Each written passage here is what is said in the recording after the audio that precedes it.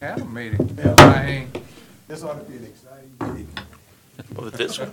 I just about to call this to order. I'd like to call to order the February 12th meeting of the Utilities Committee. If everyone would please stand, we will have the invocation to be led tonight by Councilman Bill Dawson, and we'll follow that with the Pledge of Allegiance. Father, Son, and Holy Spirit. Dear Heavenly Father, please guide us through these meetings tonight, and please guide us home safely. Amen. Amen. Amen. Pledge allegiance to the flag of the United States of America and to the republic for which it stands, one nation, under God, indivisible, with liberty and justice for all. I want to thank everyone for being here tonight. Hopefully this meeting won't be too long. I've been reminded by several of my colleagues that there is an LSU basketball game ongoing. Unfortunately, I believe the Tigers are down a few points, but go Tigers. A little bit of housekeeping under the topic of chair's additions. First of all, Madam Secretary, let the record show that all members of this committee are present. I would like to start by thanking Councilwoman, I should say Council Chairwoman Casso, for her confidence in me in being the new chairman of the Utilities Committee. As most of you probably know, I've served on this committee for the past 7 years of my 2 4-year terms, and I look forward to the leadership role, as I am passionate about what is a topic that we have visited a few times in the past, but unfortunately we have not brought to fruition, and that is the sewer situation in our parish. Be that past attempts at regional plans, various ones, and I'm not going to go through that historically, as well as one attempt with a public-private partnership that was a parish-wide effort.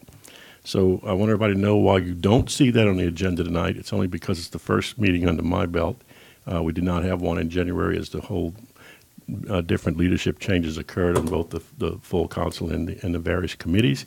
But I promise you, beginning next meeting, having had multiple meetings already with our IDD, Mr. William Daniel, that you are going to see sewer on our agendas next time and henceforth. And in that regard, I just want to say I look forward to working with all the members that you see sitting up here with me, as well as with Mr. Daniel, who he tells me privately, and I don't think we put him on the spot to say this, one of the reasons, if not the main reason, that he took the job in Ascension Parish was to bring sewer. And I can tell you this, I am heck bent to do the same. Would like to welcome then new members to the committee. Seated to my right or to your left as you view, Mr. Bill Dawson. He's no stranger to committees and the council, our chairman. And then right next to him is Mr. Aaron Lawler. I'll just call those the newbies. And then, of course, we have some old dogs seated to my left, or as you view to your right, Councilman Oliver Joseph and Mr. Benny Johnson. So it'll be the old dogs and some newbies, and look forward not only to the fresh blood that brings fresh ideas and so forth. And gentlemen, if either one of y'all want to say anything at this time, I would give you a second to do so. I'll pass. Thank you. I'll pass also. Thanks. Good. It seems like tonight the LSU basketball game is going to win.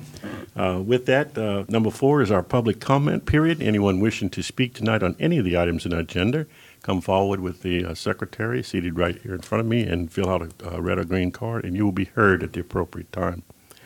Item number 5 is the approval of the minutes. We need to accept the minutes of the Utilities Committee December 11th, 2018 meeting. So move. Second.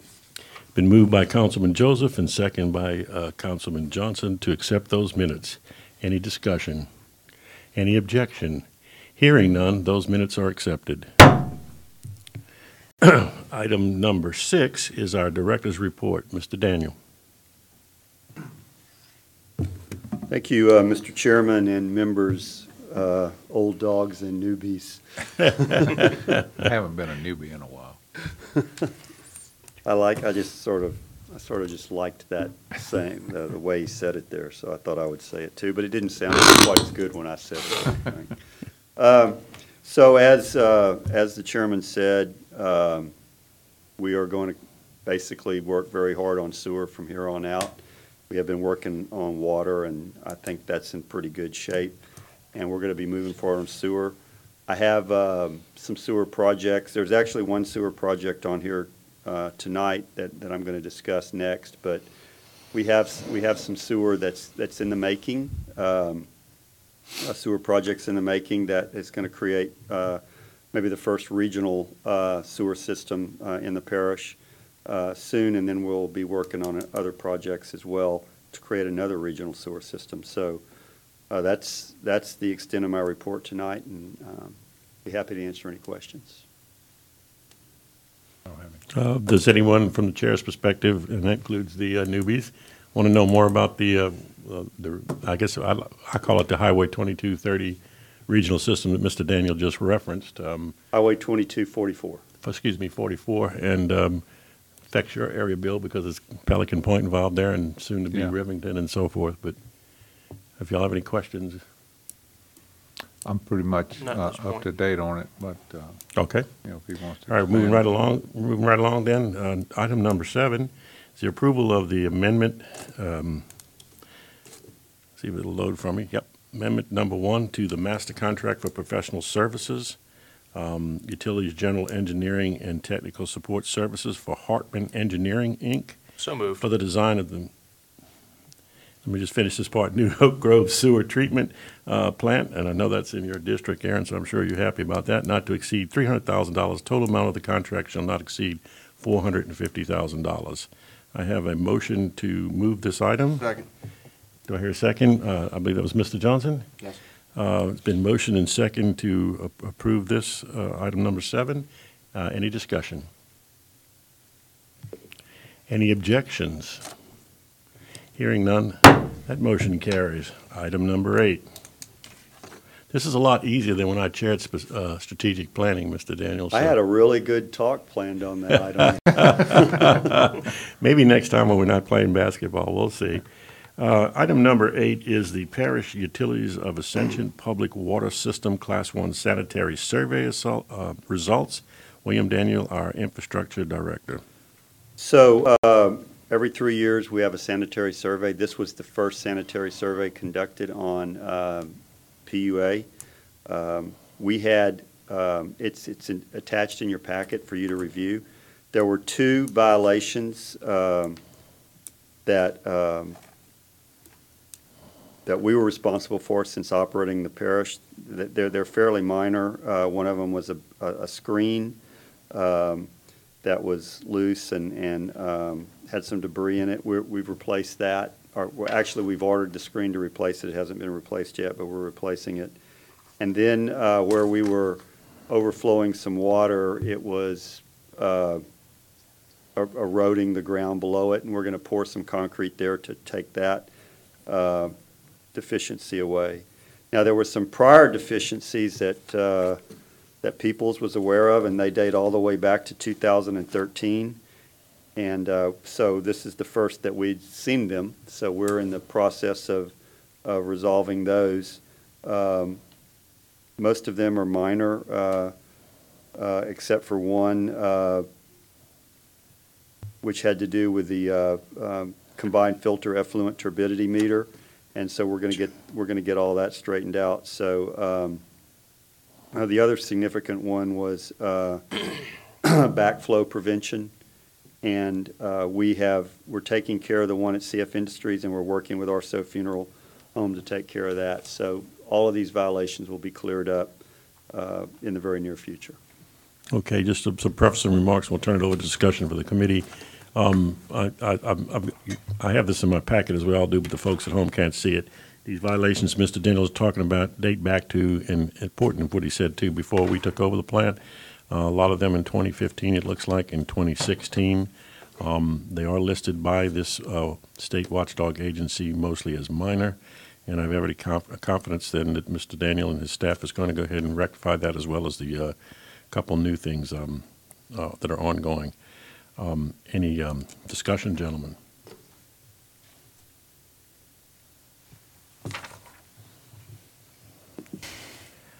Okay, if not, we'll move along. And of course, Maybe it could come up with one question. okay, go ahead, Mr. Dawson. I don't want to You disappoint never you. disappoint, sir.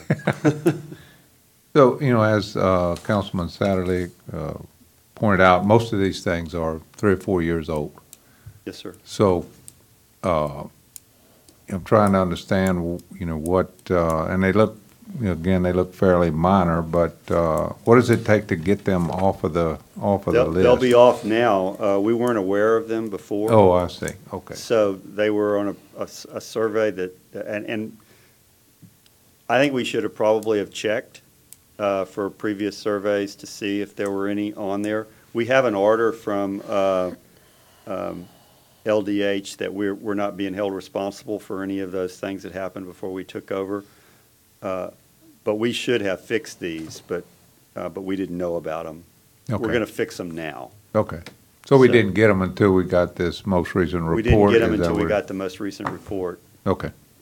I would also add, they don't look to me like they'd be very hard to solve, just to help folks that aren't seeing this back home. One of them is a situation where we have some tanks that aren't properly secured from the standpoint that there's a chain, if you look in the picture. We've already resolved that one. So that's already fixed. And I've had this, I want to say, all the time in my lab at LSU when inspectors would come around. They required a lot of these tanks. In this case, I believe it's an ammonia tank, would, be properly secured individually and so forth. So, as I said, I have every confidence we're going to fix this soon, as well as the two new things. The repairs are underway, sir. Thank you so much. So we're going to move on to item number 9. It's the City of Donaldsonville proposed water rates. It says, Mr. Dan, you're on the hot seat, but I know you've been working with Councilman Joseph on this regularly, so I'm sure he's not going to be bashful.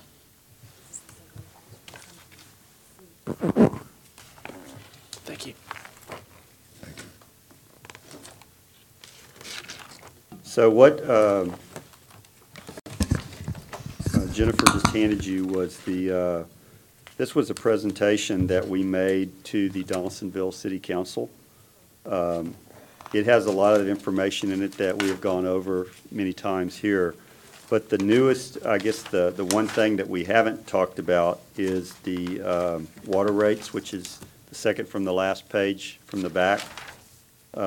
So what this does is it sets forth the current rates of PUA. The middle column is the proposed rates of PUA, and the last column over is the ACUD number 1 rates.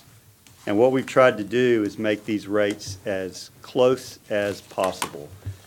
Now, even though they're close as possible, the one difference between ACUD number 1 and PUA is the people on ACUD number 1 pay a parcel tax. So even though the rates are exactly the proposed rates will be exactly the same, the citizens that are on ACUD number 1 will still be paying more because they're paying that parcel tax, which is paying off the USDA loans that were received in the past. So, but that's what the rates, the proposed rates would do. They would come as close to the ACUD number 1 rates as possible. So you can see that for the residential rates, they're almost exactly the same. They're not even almost exactly the same. They are exactly the same. So the difference is in the commercial. There's some difference in the commercial rates for the proposed ACUD number 1 and PUA. Now, or proposed PUA and ACUD number 1. What we tried to do with the commercial rates was if you used the minimum amount of water, then your rates wouldn't change. So only if you use way more than the minimum would your rates really go up. And so that's what they were designed to do. And then the industrial rates, they went up significantly to try and basically help keep the residential rates lower.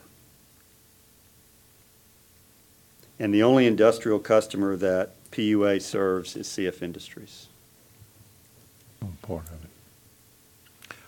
Yes, Mr. Dawson. Thank you, William. So Oliver and I have seen this a few times. Yes. Your handiwork is all over it. sir.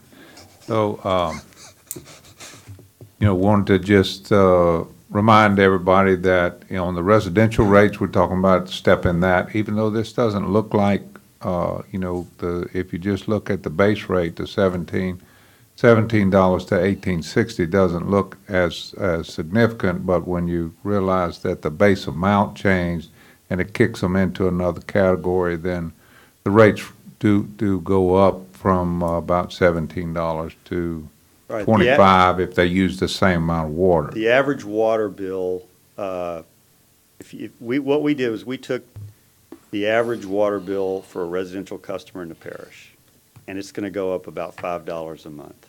Yeah. So I'm good with this, and I also think it's good to encourage people to use less water. So, those are positive things, but we did talk about doing this over a, what did I say, 2-year step. Is that correct? Well, I think you, 3 steps. I wasn't. 3 steps. I'm not quite clear on exactly how long. The one when we instituted it, 6 months, 6 months and then 6 months. So really it's just a year. Yes, sir. And so I also want to just make sure that everybody understands that with this rate structure, we can repay the loan, the $17 million loan. Well, it's only going to be 9, so. Yeah, I'm we're sorry. going to have a loan Yeah. for $9 million. Right. So $8 But it's million is gonna- a grant. So that repayment, has been calculated in all these numbers, and these rates will take care of repaying that loan, correct? It will take care of repaying the loan. It will set aside a fund in the event that there's some sort of problem in making the payments in the future. And it also sets aside money for replacement of parts in the future, too. That's required by USDA. Okay. And additionally, I wanted you, if you don't mind, to talk about the meters, the new meters, and where this comes into play here, and about, perhaps going to a completely volumetric rate. Right, so we will be replacing the meters. We're still kind of in exploration of exactly what kind of meter we're going to have. We know we're going to have an electronic meter, but we're not sure whether we're just going to have a drive-by meter or a base station meter. I would prefer the base station meter. It gives us a lot more options. It's just, can we afford it? So it's, the meter is not any more expensive, but the base stations to get the information back to a central location is fairly expensive. So, but the engineers that are doing the contract will be looking at that and coming up with a recommendation, which is the best way to go. The base station rates, if we have if you have a leak in your home, they'll be able to spot it overnight and let you know quickly. And I think it's important also what you said about the conservation. These meters being electronic are going to be very accurate. They're going to help us get our bills out on a more timely basis. We're not going to have to do 3 readings per month in Donaldsonville the way we're doing it now. It makes for sort of an administrative headache. So it will help that too. So we're very excited about that, and I'll keep you informed as to the progress on the selection of the type of meter that we're going to go to. Mr. Joseph. Yeah, I'm done. Yeah.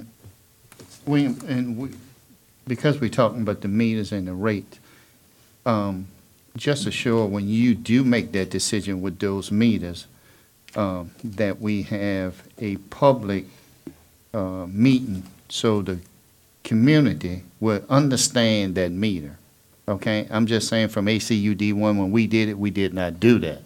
And it took us a while for the community to understand that those meters was electronically, because the complaint, they always saying, well, you got mud over them. Y'all never read them. Where they're electronic, they don't have to be read when they drive by. So that would be an issue and concern that I would have, that we make sure we educate the public on the new meters. And could you give me a timeline when you are estimating those meters would be installed? So, good question, Councilman. Originally, we were thinking, and I even queried USDA to see if it was possible to put the meters in ahead of time. And they said we could. Of course, that's just another thing that you got to get approved. But because we're going to be making so many other changes to the piping and everything, it might be less than efficient to do the meters ahead before we start with all the piping.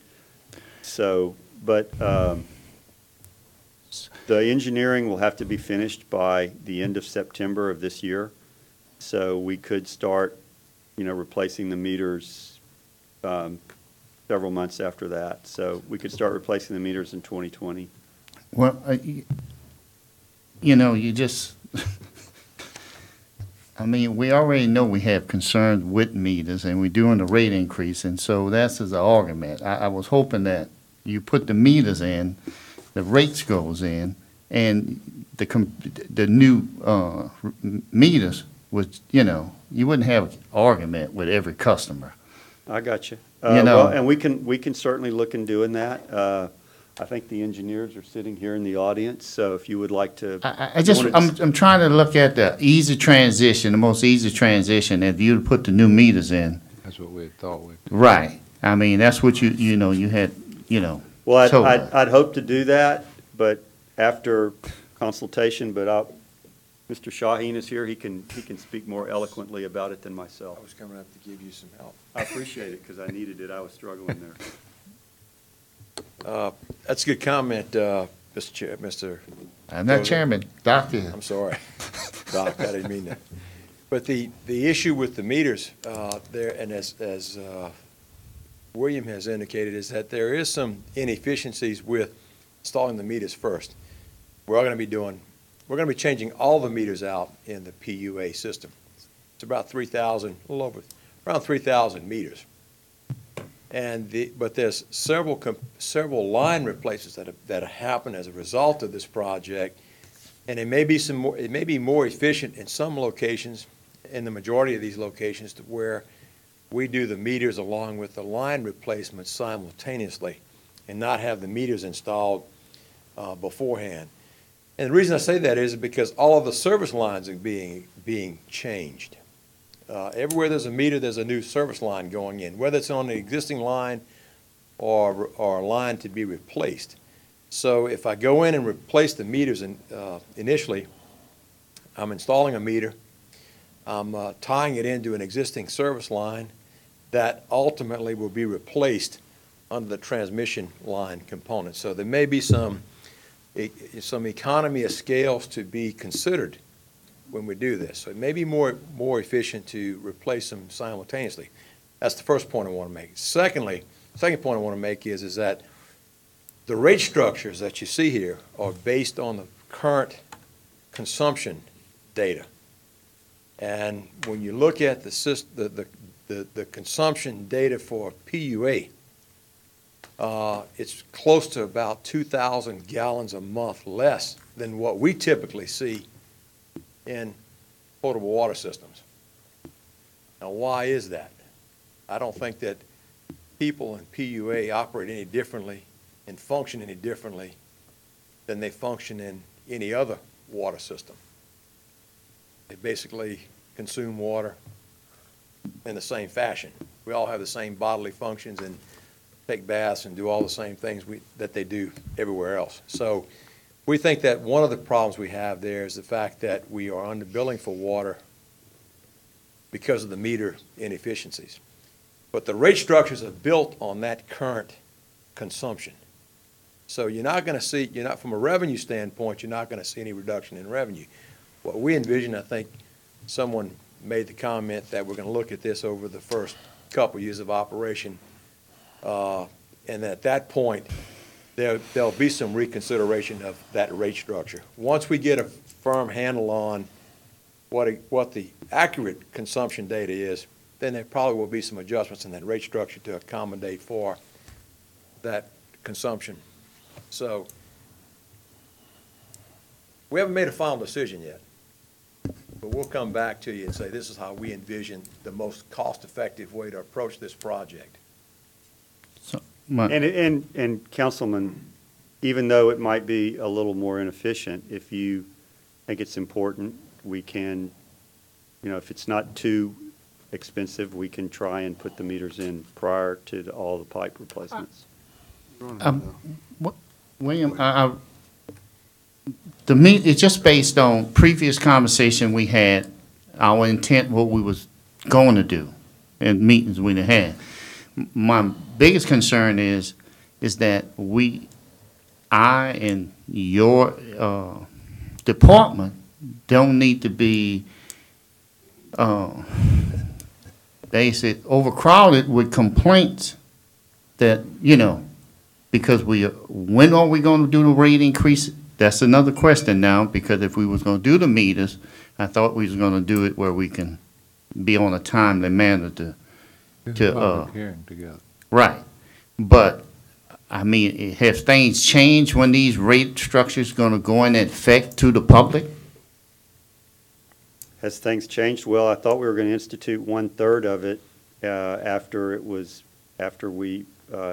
approved, and then the other third, and then the other third in 2 6-month intervals. So basically, it was going to be a year before it was fully increased. Okay. Well, so I really would like to have a public meeting to break it down and let the public understand that. I know you talked to the city hall. I don't have a problem with the rate structure. My biggest concern is educating the public how we gonna put this in place. And and you and I have discussed that public meeting, and I'm more than happy to accommodate you and I'll have as many meetings in Donaldsonville as you'd like. Okay. All right. That's all right.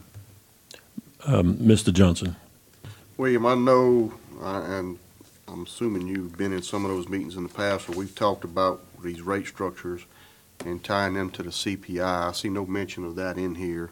Since we're doing a rate structure change potentially, why are we not considering doing that?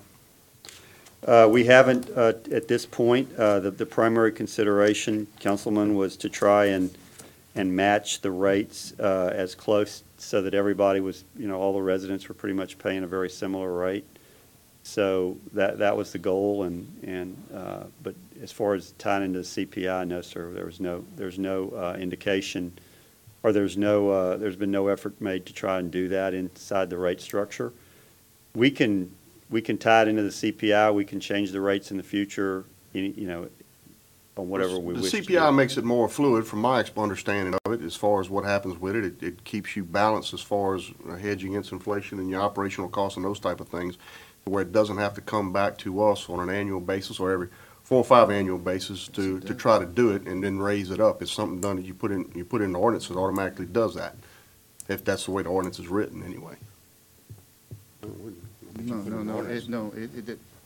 To where it's I understand what you're saying, but every CPI has come on a recommendation based on each budget and what it is. And it can range from 2% up to 6%, but that's based on what is the CPI and what is based on your revenue sources. If you're operating your business on a balanced budget, your CPI does not affect it. So anything that a CPI does, you look at the surrounding area, the CPI nationwide, then it comes back. And as a council, we recommend that increase of it will go pass it on to the public. So, that's probably a way of doing it. The way it was always explained to me is that it would be automatic as far as that, to where, you'd set the standard up as far as what you would do with it, and whether or not you had a rate increase or not would be based off of what you set up within it, but it would be based off of what the CPI is doing. If it was something that would have to come back to us, then that's fine, but part of doing it that way, my understanding was, so it wouldn't have to come back to us. No, every CPI come back to the municipality or whoever in charge of it. It's not an automatic. So gentlemen, Mr. Daniel, privately owned water companies have to, for rate increases, correct me if I'm wrong, have to go through the Public Service Commission? Yes, sir. So in sort of an analogous situation, now that we're, quote, in the water business with PUA and ACUD, we serve as sort of the parish PSC to set rates. Is that not correct? That's exactly correct. Okay, because that seems like that's what we're doing tonight. So going back to the first part of the question, those private companies, do they have built-in language about CPI or anything like that? No, sir. They answer to Public service. Public Service Commission. That's what I'm saying, Which- which we now, so it may be some more, we can have more discussion. It may be more work on us, but I understand what Mr. Joseph is saying about CPI isn't always a set amount, depending on how good things are at the time or not. And I don't know how much work that would be on this committee or not. And I'm not even sure, let me ask you this, are you asking us tonight, is this an actionable item for recommendation to the full council? This is not proposed as an ordinance tonight, sir. So this is just for discussion? This was just for discussion to let you know what's coming as an ordinance. Okay. So if you had any, So you'd be coming to a future meeting with a prepared ordinance? right, what I'm going to We do is. recommend these rates. Now that I've gone to the utility, now that I've gone to Donaldsonville and now the utility committee, I plan on sending Right. these rates to USDA and getting them I approved by got you. USDA. There's no sense in you bringing an ordinance until we kind of agree we're happy with the rates. And being that, and I don't want to put words in the mouth, I inadvertently, for no other reason, left Councilman Dawson out. We now know he had his fingers all over this too. So the two really affected people are Mr. Dawson and OJ. But, we can continue to discuss this, or we can go watch LSU.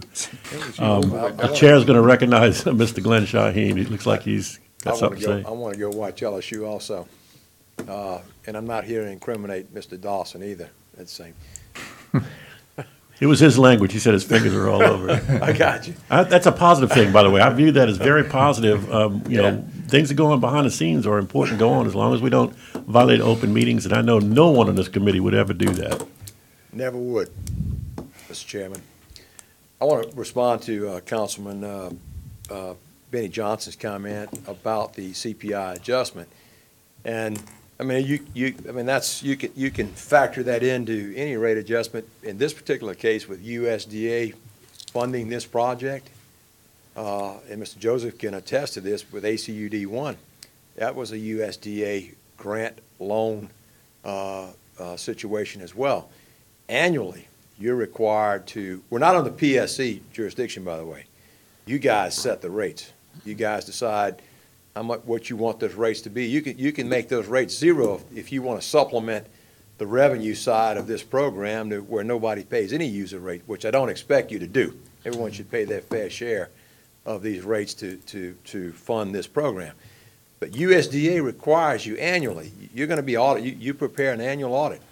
And that audit gets submitted to USDA on an annual basis.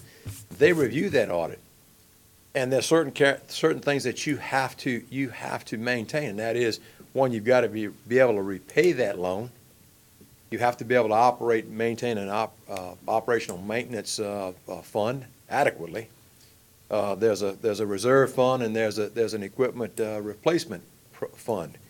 So they make sure that you're adequately funding those components from the revenue side.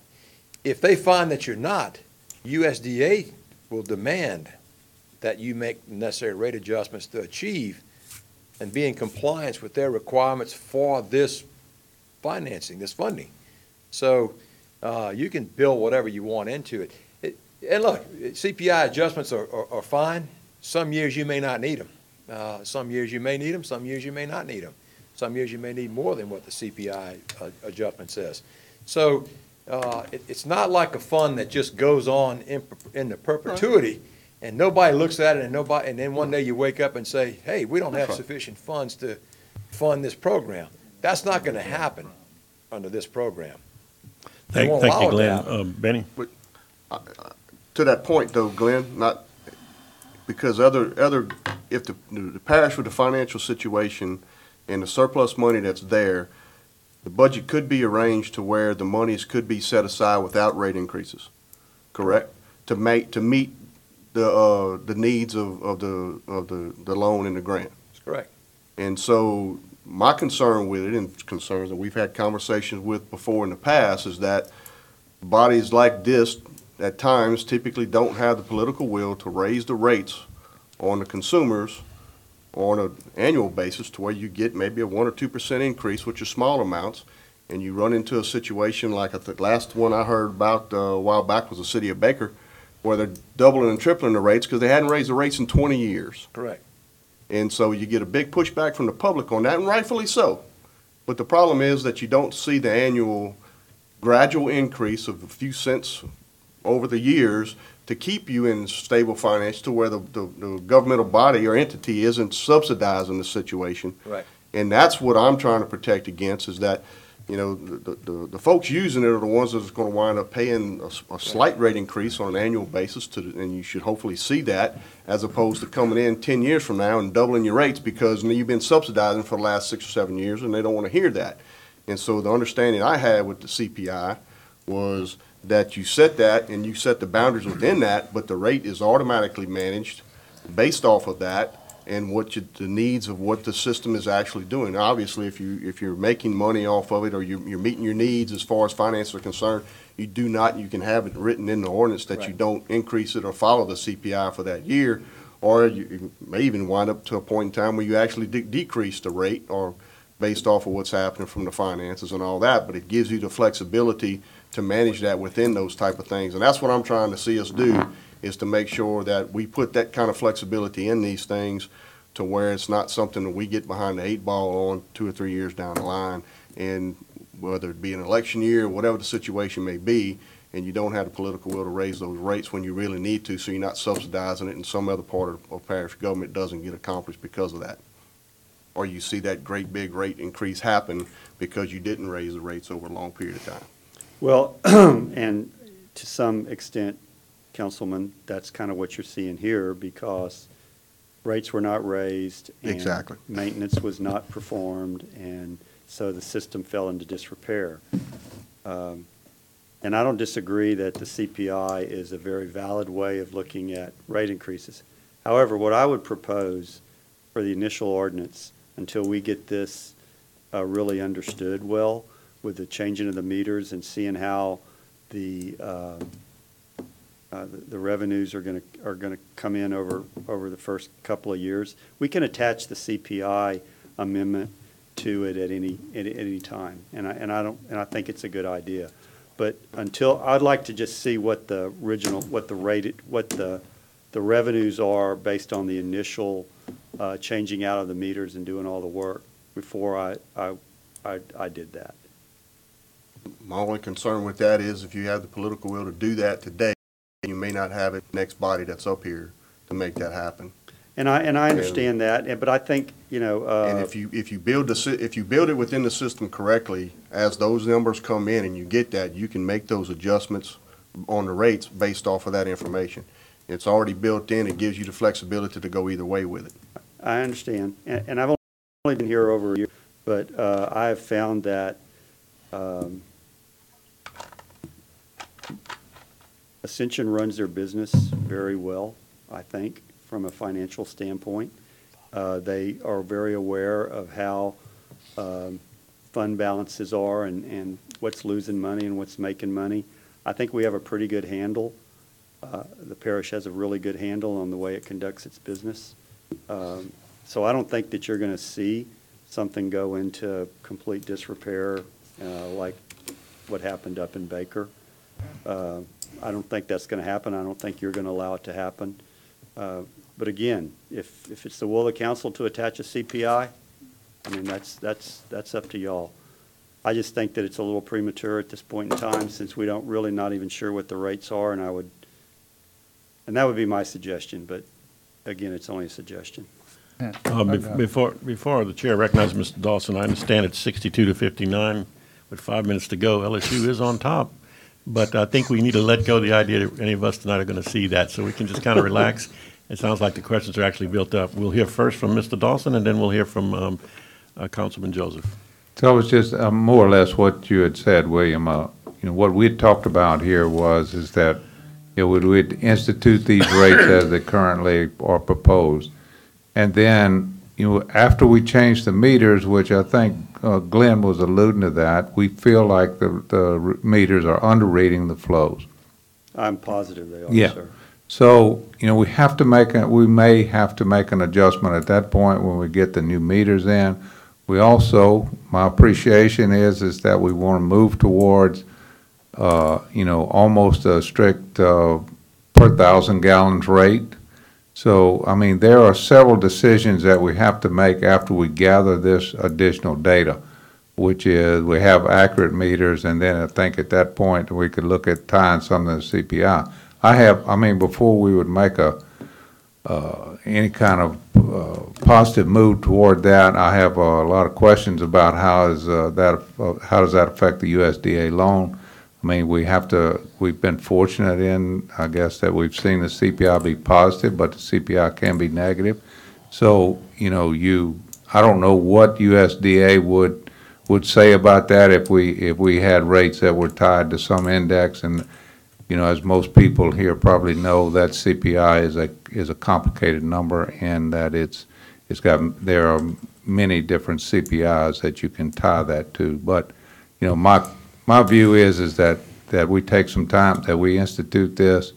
We go and we put the meters in, we see we get our measurements correct, we adjust our rates if need be at that point, and then we do the investigation of how does that affect our USDA loan.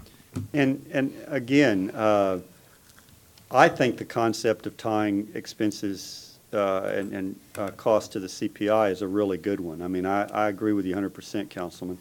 However, in the case of of a utility like this, the utility could be doing very, very well, and the CPI going up, and there's absolutely no reason to raise the rates. I would hate to see that it was an automatic increase, just like I would hate to see a one-year dip cause a decrease in rates and then have the rates go back up. So while I think we can tie it to the CPI, I mean, I think there needs to be some investigation, and there's a lot of stuff that we have to do here to get this thing rolling, and the engineers have to do a lot of work over the next 7 months. So we can study that as your suggestion, Ed, and I'll come back in the future and have a recommendation on how to tie it to the CPI, and we can go from there. Okay, so I'll make a motion to, I think we had one more discussion. No, I'm sorry. Doc, Are you done? Okay. William, Feel free. I'll make a motion to, does this need to go to the council, or are you gonna come back? Is this gonna be adopted to I'm gonna draft up put an it in. ordinance? Is I'm that gonna what put it that- in as an ordinance, sir. We don't need a motion. I wanted to bring it. Okay, I'll bring it back to this committee as an ordinance. as an ordinance, In the okay, future, but I wanted to have a discussion before I brought it as an ordinance. okay. Yep. Okay, Mr. Daniel, a final question. The chair does have one question. You mentioned that CF Industries is the lone entity that would be involved from an industrial rate increase, and that the idea of the councilman and yourself that have been working on this chart was to move, if I could quote you, some of the burden to industry to keep residential rates low. The chair concurs. That's a good and noble and right thing, I think, to do. But I'm just curious, how much does CF Industries use monthly, and are they aware that this rate increase is coming? Well, I'm not 100% sure that they're aware. Surely they're paying attention, but if you look at the further in the list, I have the consumption reports, and since they are the only industrial customer, they consume about 2 million gallons a month. So I realize that they're not an individual house owner or necessarily a senior citizen on a fixed income or anything, but that could be a substantial rate increase to them, considering the volume of water they use. They would, based on the, Well, your rate I'm looking at, let's see, is this right, was 475 on the 0 to 85? they were getting a heck of a deal 8,500 prior to this, I'm gonna tell you I that. ain't want to say nothing, William. I ain't want to say nothing, Well, no, William. it's important to put that in the record, though. Say it They were again. getting So a heck of a deal. They've been getting a heck of a deal. So So the public understands that as well. Well, we're also matching the ACUD one rate, so that puts them on Closer par to- with closer to matching That ACD one, that so it puts makes them on them par much with what more. the other industrial Other facilities industry, will and pay. that's another good point, okay? So that we don't look like we're treating one industry for whatever the reason better than another. Right, and CF is, I think, the only one on PUA, industrial. ACUD one have a couple of industrial rate customers, Johns Fall, Some of the Teen sugar Barge, cane, grass, the sod Grass companies. Farm. Yes, sir. we have a couple of them there, so That takes the care of rates my, are very compatible. that takes care of my question. Do we have any further discussion on item 9? Hearing none, then we're going to, since we don't need to act tonight, we're going to move on to item number 10. This is the Parish Utilities of Ascension, again, monthly leak repairs report. And for the benefit of the newbies, the next 4 items, in fact, are something that you're going to see routinely month to month on our agendas, either in the form of quarterly or monthly reports. Mr. Daniel.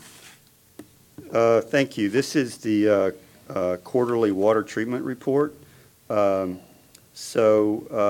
am happy to explain it, but because last time I really didn't study it, and so when you started asking me questions, I wasn't 100% aware, but now I understand it. But fortunately, we have real experts here, so I'm going to bring them up and have them talk about it. But I can tell you, let me just summarize. They're going to tell you we're making very good water. Would you introduce them by name, Mr. Daniel, so for the record? Let them. Hi, my name is Chris Johnson. I work with Thornton, Musso, and Bellman. Tony Golf, Thornton and Musso. Welcome, gentlemen.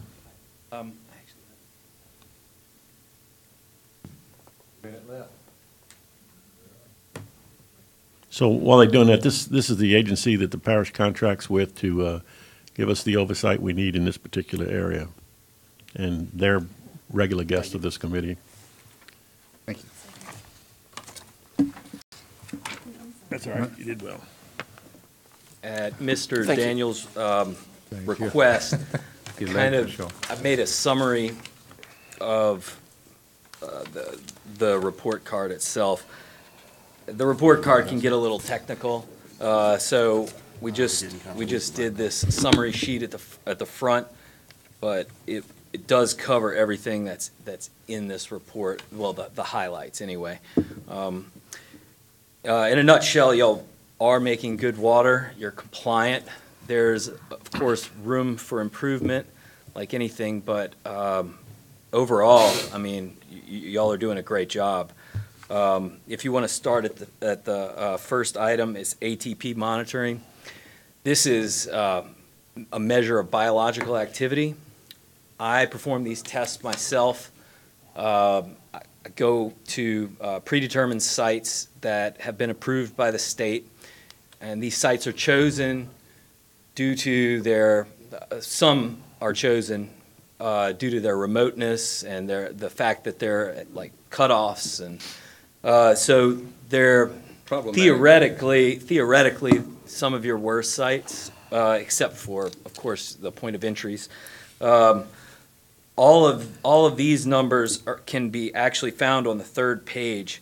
What I have here is just the average of all those 16 sites. Now, a good control range is anywhere from 0.01 picogram per milliliter to 10. 10 is, of course, on the high range. If you get that, you probably want to have some remediation done. But as you can see, you can look on this third page in the far right-hand column. The highest number that you have is as 1.16, which is remarkable for distribution. Normally, you'd find these types of numbers at the point of entry, so really at the plant where the water is, you know, the best, the freshest. But as you see, and I perform this quarterly, so these reports go to Mr. Daniel and other operators who are there as well. And really this nitrification report that you see on the back is really a quality control thing. The state mandates this. This occurred probably about 2 years ago, that the state it's not an encouragement, it is an actual mandate that you test for these things out in distribution. And y'all continually perform pretty well. If you go down to the next section, is disinfection byproducts. This is on the first page again. Disinfection byproducts. This can be found in on that second page, but the number that you really have to worry about is the RAA, which is the running annual average. The running annual average is, so the THMs and HA5s are taken quarterly. The MCL, which is the maximum contaminant level for THMs, is 80 parts per billion. For HAA5s, it's 60. You're very, very good on the THMs. There's no possibility really of y'all busting on that. On the HAA5s, it is slightly elevated, and there are some things. This is probably the one area that I would say, if anything needs to be addressed, this would be it. Though, again, you are still in compliance, so you can take that. I mean, you'd really have to have a bad quarter to go over on this, but it's something that we should bring up because it's there. It typically cycles. I mean, you'll get the higher numbers in the summer, so I would expect maybe this next quarter to be lower, but, you know, if for some reason it were high, we'd really have to get on top of it. But that's the reason we do this. Right. That's right. And the next thing is the corrosion rate, and that continues to be another bright spot for y'all. This is these were pulled in the fourth quarter, but so these are corrosion coupons. We insert these at the plant, and after 90 days, after having water run over them, corrosion rate can be determined by an outside source. Y'all's corrosion rate is 1.65 mils per year for mild steel and 0.42 for copper. These are pretty good rates.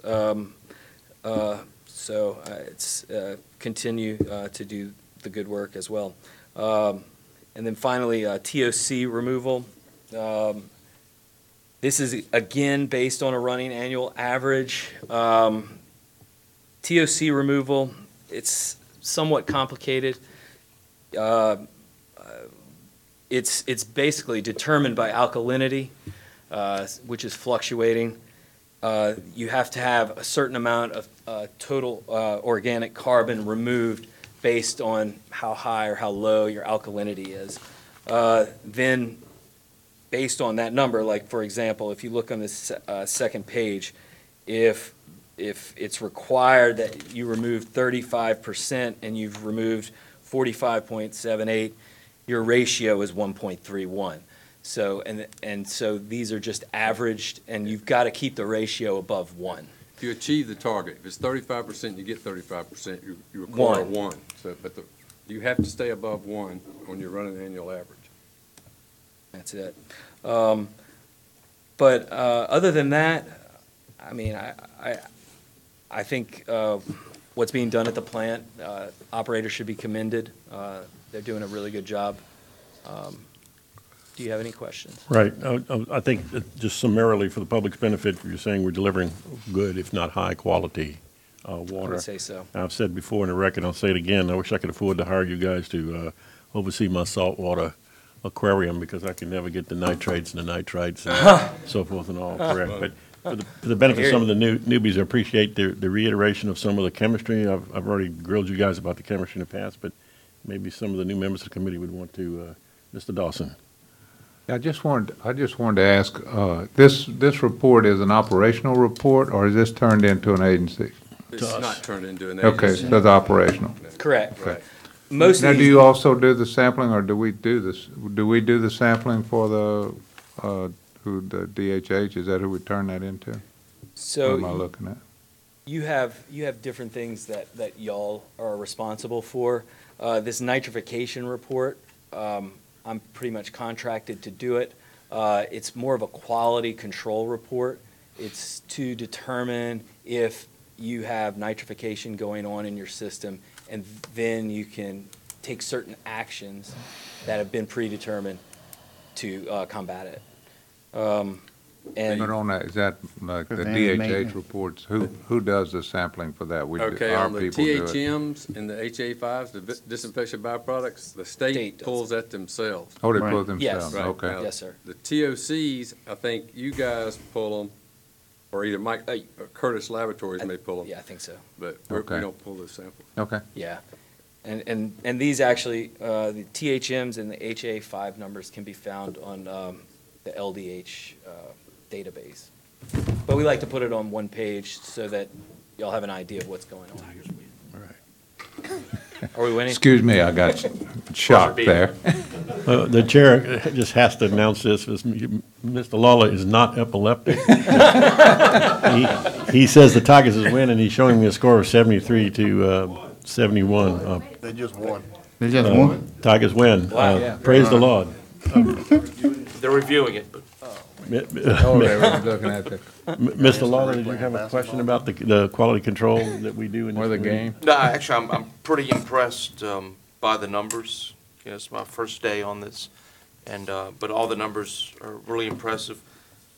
The TOC running average the 1.38. I mean, is that a number that, you know, it's obviously we have to be above 1. Yeah. Right. But should we be much more below that, or is that pretty good cushion to have? It's pretty good. Yeah, it's tough. It's a moving target because your water quality varies from, you know, from You month kinda to see that in the month. months there. So sometimes it's easy to get TOC removal. Other times you're happy that you got a 1 because 1 is good.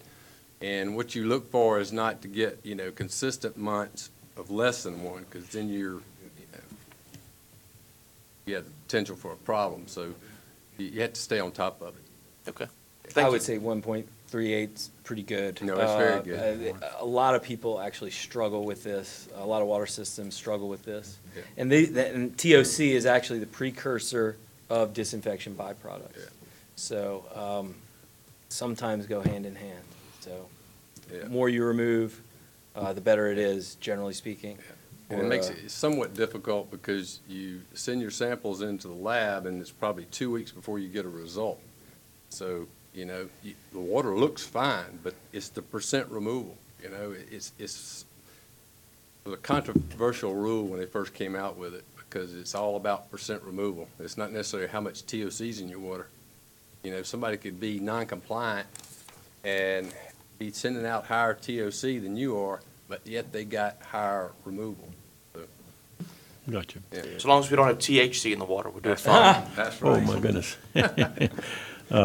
Councilman Joseph. Yeah, and look, I just want to commend y'all on a job well done because I haven't seen a letter at my house with any water contamination. Yeah, I mean, you know, the letter don't mean that much. I mean, just notifying you that the water have a little in it and it take a lot to drink. But that letter scares a lot of people. And once Good. again, a great job for keeping us in compliance and not getting that letter. Okay. Thank you. Thank you. Mr. Joseph, Mr. Johnson. So with the TOC, is that, I guess, kind of to help out, is the TOC partly based off of what you're bringing into the plant to know how much you got to take out of it? Or- It is. There's a chart So, based on how many ppm of TOC and how much alkalinity is in the water. So 1 month you may need 20% removal. The next month you may need 35. It's all based on the day that you collect the sample.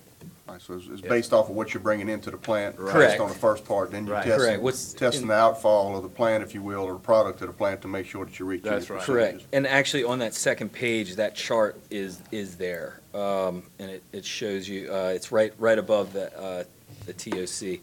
It's there, so it shows what type of So alkalinity. the and what- difficulty in that is a constant moving target because you're drawing it out of That's the right. Mississippi River and the flow rate on that is all Correct. basically what you're looking at. So it's, Correct. that's what's the difficulty in the TOC. So to get where we at, I think is, like you guys pointed out, is fantastic.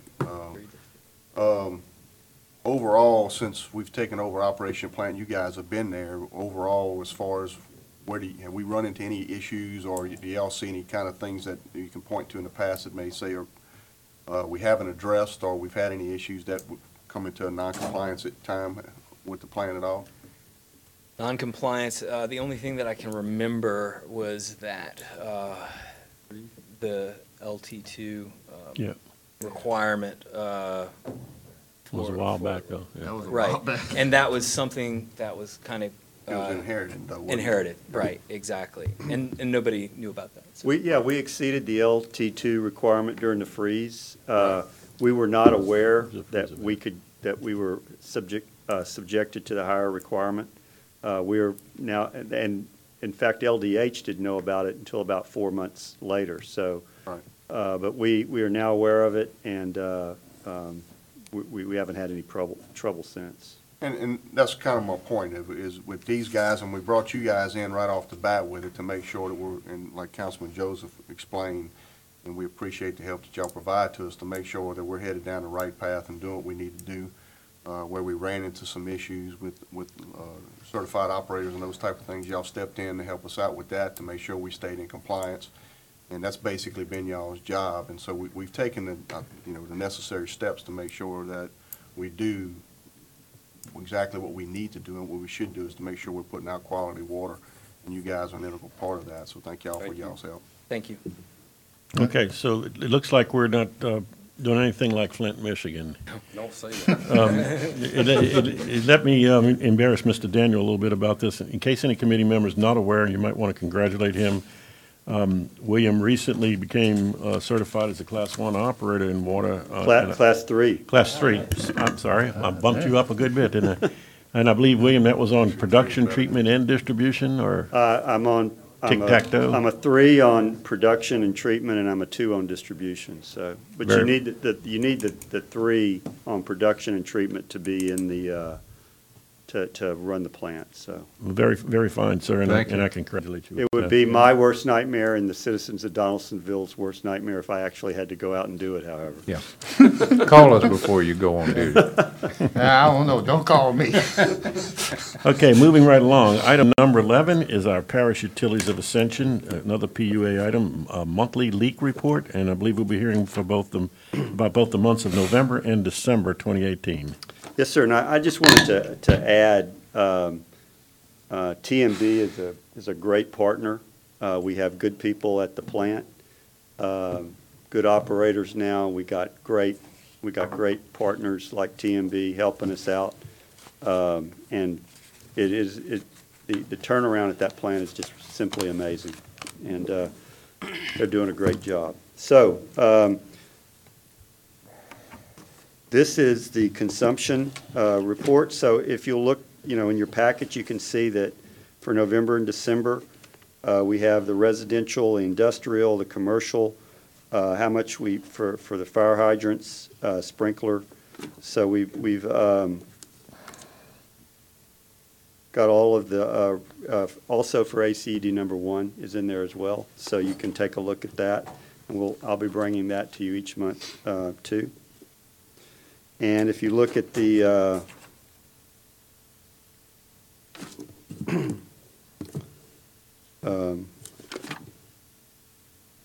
well, that's actually the next tab. So this is just the consumption report for AC number 1 and PUA, so you can see how much water is being used.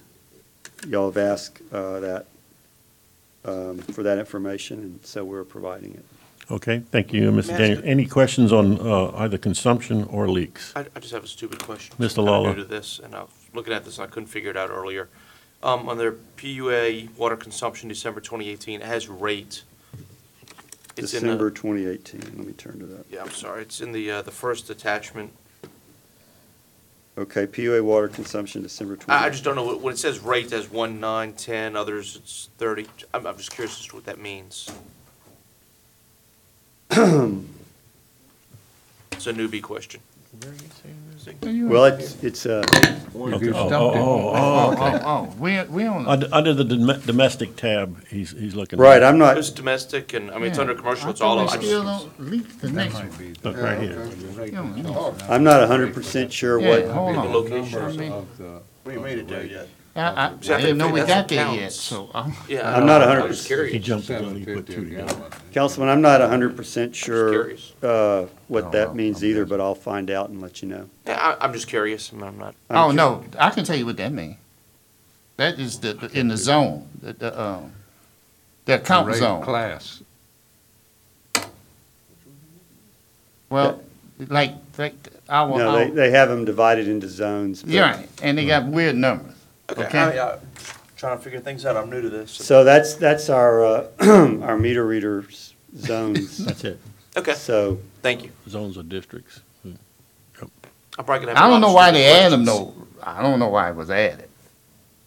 Well, that number's not added, it's the total number of accounts that's added.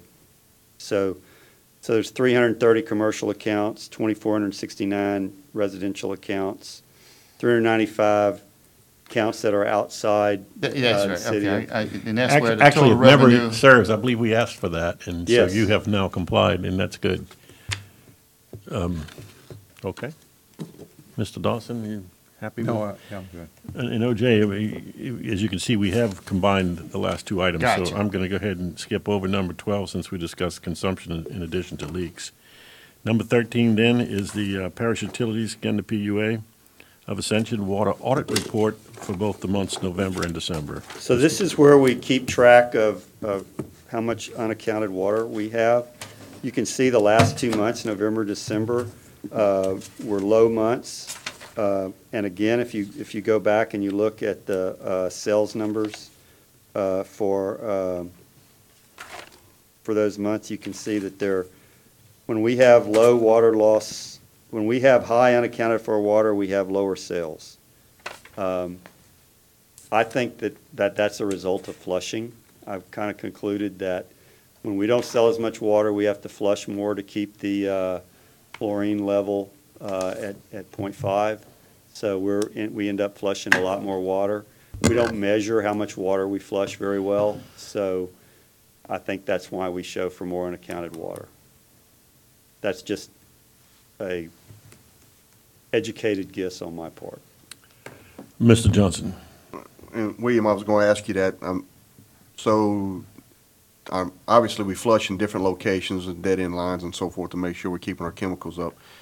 Would it be, for the sake of this, beneficial for us to buy a meter, portable meter to bring out there to take care of that, to make sure we can account for it? They actually have flushing stations that you can measure the water, and we're going to look at those to put in when we do the new system. I mean, I don't know exactly what if you're flushing them out of a fire hydrant, I know they've got, you get some of these construction companies that'll go out there and bring a water tanker in there and they'll make them hook up a meter to it so they can charge them for that. Be simple to get one of those Right. meters to put on that hydrant if that's what they're using to flush it or whatever we're Right. using to flush it out of. I think one of the biggest problems, Councilman, and is that they go to flush a line, and then they get tied up, and they Just leave it. leave it for a while, and then they go, oh my God, I forgot to go turn that off, and they go back. And I make the phone call because somebody didn't call me. Yeah. And There's that- plenty of evidence that, and it's not a criticism No, because I they're understand fixing that. lines and they didn't, they're fixing leaks and it takes them a lot longer to fix a leak than they had originally thought, so they ended up flushing more. But I can tell you for sure, when we sell less water, we have to flush more to keep those chlorine levels up. Is it, and I was told there's no such thing as a stupid question, but maybe this is one. So is there a way to calculate how much flushing you need to do down to, say, a GPM? If you get to the, or gallons overall, if you got a meter like that and say you need to flush 1,000 gallons as opposed to, because, I mean, they're going after efficiencies, right? They go out there to flush the line instead of sitting there for a half hour or an hour or two to flush the water that they need to flush. They go do something else while that's going on. But if you had a meter on it, you could actually go back and say, if you could calculate that, that would be an additional potential savings. I've for been you. wanting to put meters on them. They have flushing stations. We're gonna get some flushing stations and put them on there. I mean, you can see that we have, we're paying a lot more attention to it. We have lowered the unaccounted for water tremendously. I mean, I'd like to, I wished I had 2017 up here, but I mean, we had some really high unaccounted for waters. But your point is well taken. We need to, information is the key to everything. Could be an efficiency, right? We look for Right. efficiencies to try to make better to where we're not costing the public any more money. We absolutely have to. And I I'd think like one to of have those remote potentials- chlorine meters so that we can see what the chlorine content is in some of the lines that we know we have to spend more time flushing. You can get those, off the, you can Right. install it and then get it off the internet so you can see what your chlorine content is. And those are all things that we're going to be looking at when we start doing the renovations here in 2020. Okay, thank you. Mr. Joseph. Yeah, William, okay, I understand the water leak, and I know the problem you have. I just wish you had more flushing valves on them, but I know they're pretty expensive too. They are expensive. Right. But my other question is not that, the water towers, the lights on them. I mean, the aviation lights. They are aware that there's a couple out. We have called in for replacements. Lightning struck them, is what I'm told. I just know they're out, and I And hate to see a We've aircraft hit them. We've ordered replacement lights. Okay. I So y'all aware of them? We are aware of them. I asked them. They told me they've ordered replacement lights. I'll check on the status of that. Okay. All right, that's all I have. Thank you. Any more questions on item number 13? If not, we'll move to our final item, number 14. This is also a PUA water audit report, except it's year-to-date. So, gentlemen, in your packet, you'll see the last 2 months, November, December, plus all the months previous. Mr. Daniel? Well, it's just, again, I just want to talk about I just seen it. how we have reduced the amount of water, unaccounted for water over the years. And again, I'd like to say, well, it started when I got here, but really the staff, we have a great staff. And like I said, we have great consultants who are helping us, holding our hand on a lot of this stuff. So they've done a great job on it. And I think you're going to continue to see us whittle this number down as we go into the future, especially when we get a lot of these leaks repaired, when we replace a lot of this old pipe. It's going to be a much better system, a much better functioning system that makes quality water. Mr. Joseph?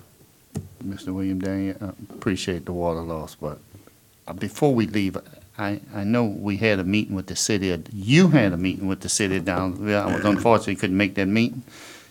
And can you give us an update on that with the water rates? That's the question I really wanted to ask you.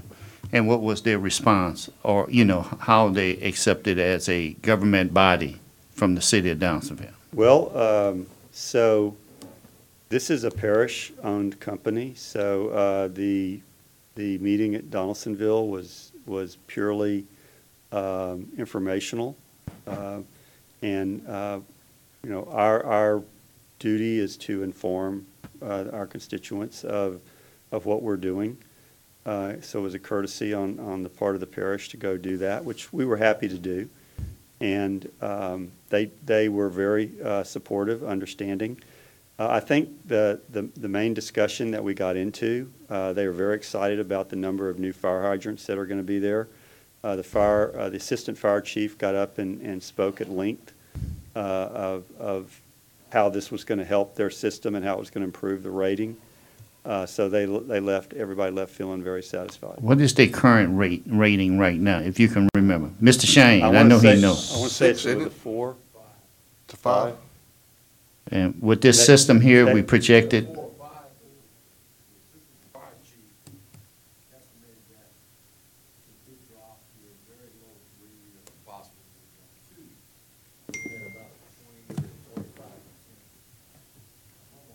Decrease in insurance rates.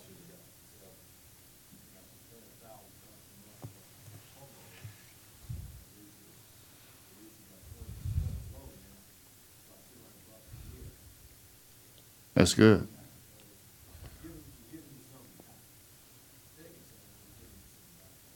Mr. Daniel, since Mr. Shine was in the back of the room, I doubt that made it through the microphone. Would you comment on what the current fire rate is again, and what the anticipation is, how much it may be? I'm not 100% sure. It's a 4 or 5.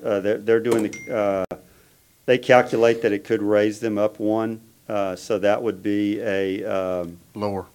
I'm sorry, Better's lower. lower them down 1. My bad. Lower them. When I meant raise, I meant they're Right. going to do better.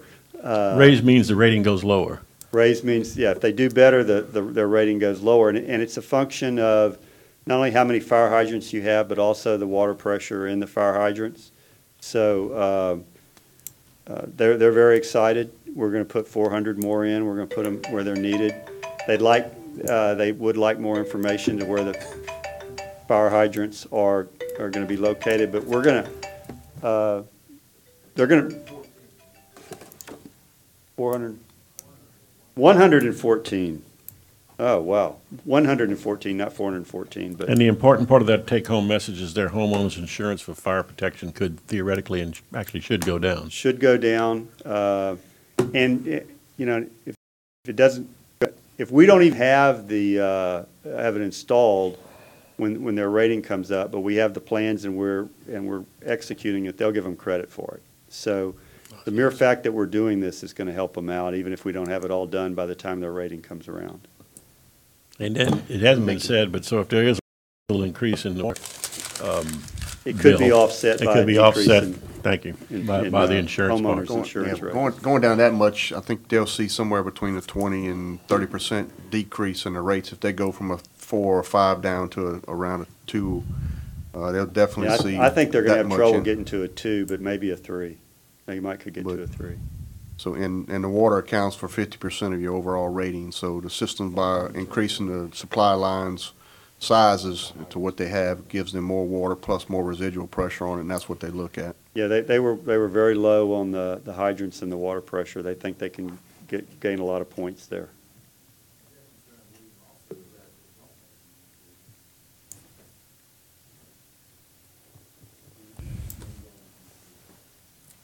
I'm tired. Welcome back, Mr. Shaheen. Thank you, sir. They were concerned that if these improvements aren't made, that they may struggle to maintain their current rating. So, That's worth pointing out. Okay, very, yeah. Okay, any further discussion on our last item on the agenda? If not, gentlemen, the chair will entertain what I believe is Mr. Dawson's most favorite item on the agenda, motion to adjourn. Second that. Been moved by Mr. Dawson, second by Mr. Law, that we adjourn. This committee is adjourned.